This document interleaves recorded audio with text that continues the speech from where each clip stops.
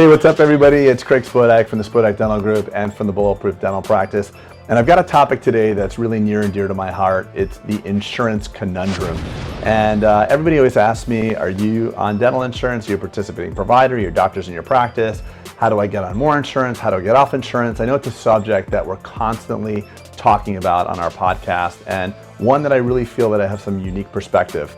So in our practice, we have about 10 different doctors, and some of them are on dental insurance and some are not on dental insurance. And there's a lot of interesting things that I've learned over the 21 years of dental practice that I've had. And one thing I've learned is that basically I want to start this off by saying this is your choice. Insurance is your choice. If you like the model of dentistry that you're practicing in, if you're on every single network and you've come to find yourself in a groove where your patients are saying yes, you're making the type of money you want, your team is fulfilled and everything's going great, then actually just turn off this video right now. This is not for you. I want to just tell you that right away because I do believe there's multiple different modalities to practice, and I don't think it's one size fits all. So I'm coming to you right now to say this is your choice. But if you are interested in learning how to grow a fee-for-service practice and not just be beholden to the insurance companies, then please stay tuned to this video. So the first thing I want to talk about is insurance, in my opinion, is a penalty that you have to pay for being unremarkable. I'm sorry to say that's so harsh, but you've stuck through this video thus far because you're interested in having a fee-for-service practice and breaking the shackles of the insurance company. So I'm going to leave it to you pretty direct and pretty raw. For those of you who know me, you know that's my style. So I say that because insurance companies commoditize the dentist. What does that mean? That means that basically they set your fee schedule, set your reimbursements, and they treat you no different from the guy down the block. So if you are not willing to be remarkable in any sort of way, if your patients don't even know your name, like oftentimes I'll see people about town, I'm like, oh, you don't come to me as your dentist, who do you go to? I'm like, oh, I don't even know his name. I know he practices by Chipotle, but they don't even know your name. So, I mean, if they don't know who you are, you get ready because you could be replaced like that. So you've got to be remarkable in some fashion. Insurance essentially is advertising.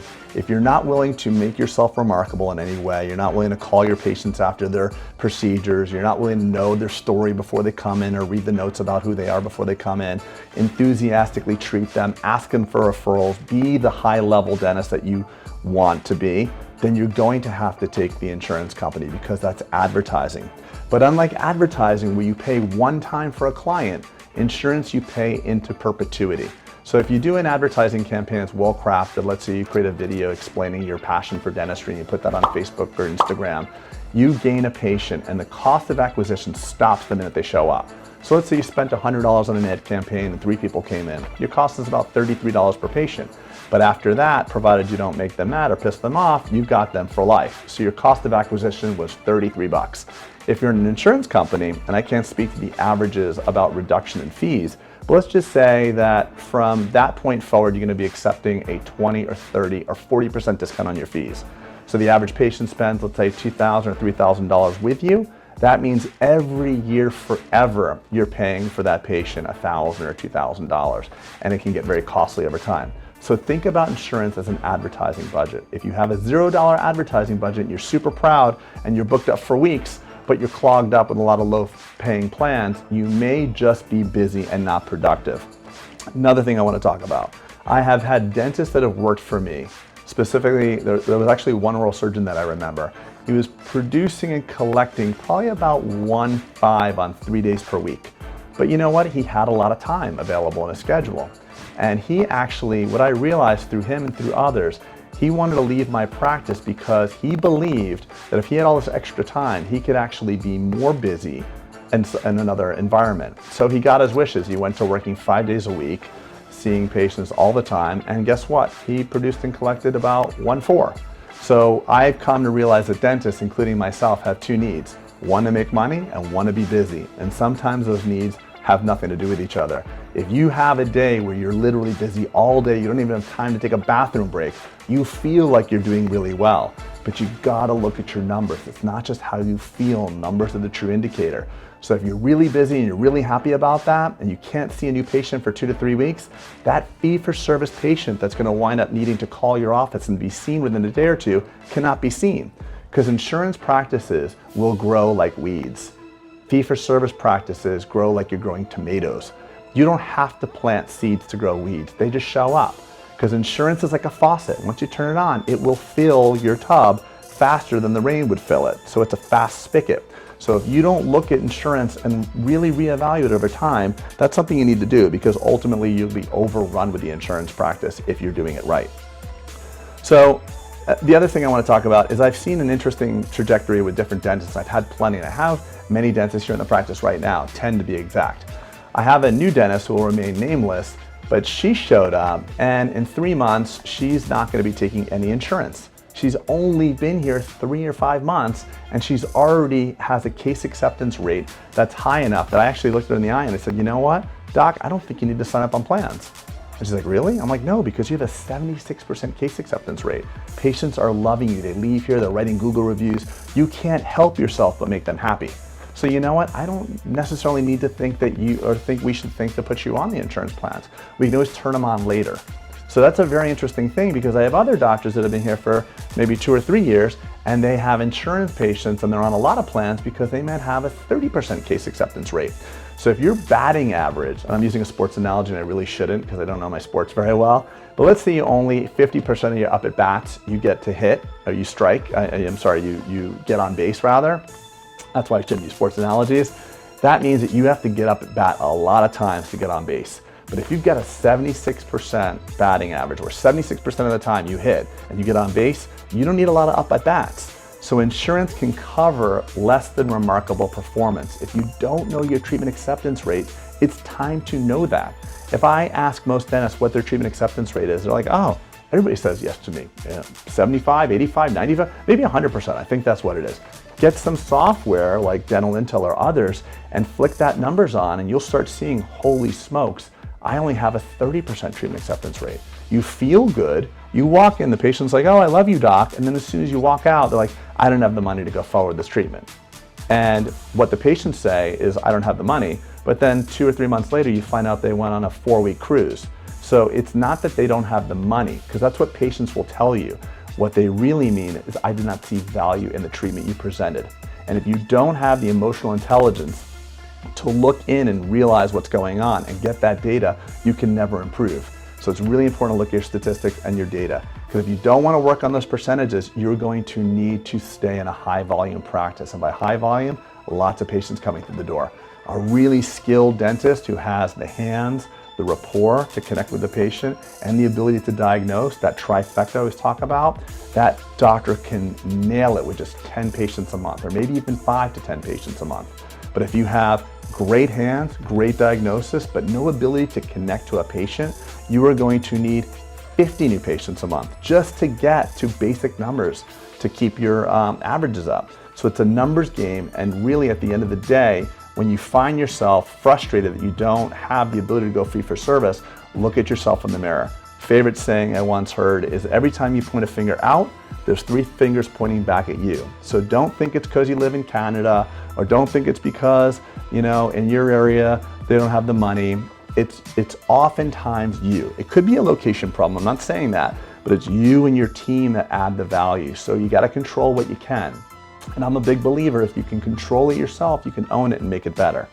So how to fix these things, how to get fee for service. If you want to, get your treatment acceptance rate up. By up, I mean 40% or better. So maybe it should, historically in our practice, we've always had 45%. If your treatment acceptance rate is 95%, you either have one of 2 phenomena. You're an amazing enroller, you're literally the God's gift to dentistry, or you might be presenting too little treatment. So I don't want a doctor to be presenting, let's say, $30,000 a month in treatment and have a 90% treatment acceptance rate. That is not good, because when patients come in and you're motivated to do the right thing for them and you have a healthy, thriving practice, you should be able to diagnose and find work that needs to be done. And let's face it, if you fail to enroll a patient, and especially in our practice, because we have very high ethics and we only diagnose and look for treatment that really needs to be done. If our patients say no, the disease that they have is getting worse. So the fillings that we recommended, or the single crown we recommended, is turning into root canals, it's turning into implants and bridges. Our treatment plans, those patients are getting worse.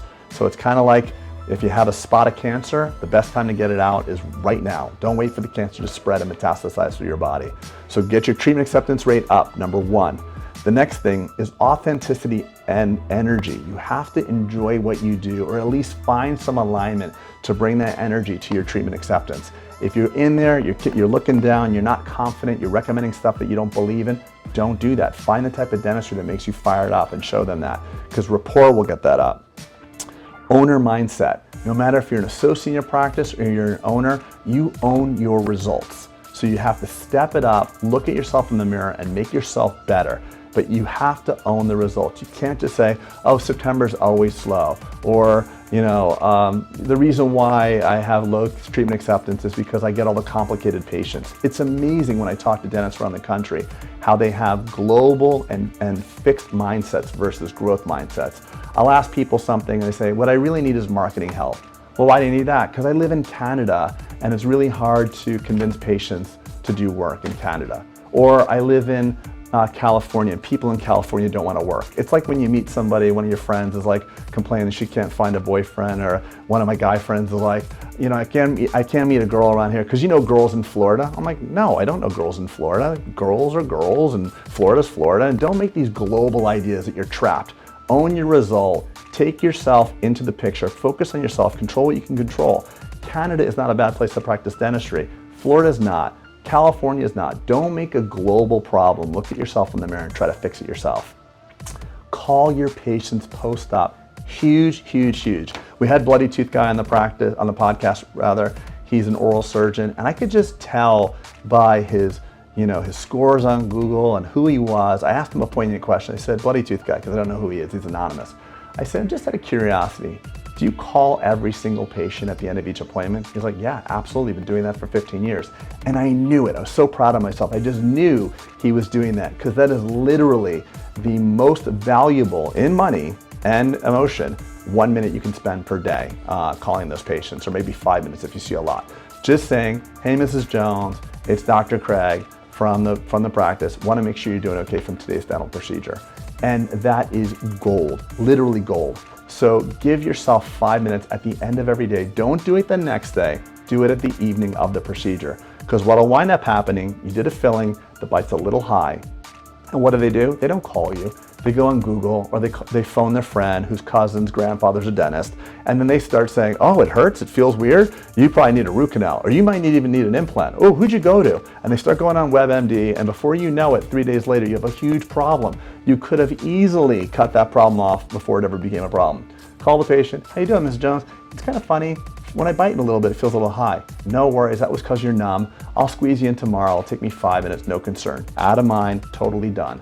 So call your patients. That is gold. My dad taught me that 20 years ago when I started practice, and I still do it today. Super, super important. Easiest hack of all to do. And then experience. Last, experience. It is not that patients are looking for just a painless visit. They're actually looking for an experience. Even Starbucks is an experience. The first time I went into a Starbucks 20 years ago, I ordered a coffee and like, oh no, you don't want a coffee, you want a latte. I'm like, yeah, give me a small one. No, you don't want a small one, you want a tall. They have their own language, their own vibe, their own style. I go to Starbucks all over the world, they're always slammed. The reason why, it's not just coffee, it's a whole experience. And ladies and gentlemen, that's what I want to leave you with today. How to get yourself free of the insurance shackles, should you desire. If you don't, no worries. Thanks for listening to this video. If you want to learn more, go to Bulletproof Dental Practice podcast. Listen to what we're doing. We're just trying to pay it forward. Download the book. The Audible version's releasing soon. And also we have a summit coming up on February 28th and 29th in Houston, Texas. Go to bulletproofdentalpractice.com and we'll see you soon. Thanks for listening, people.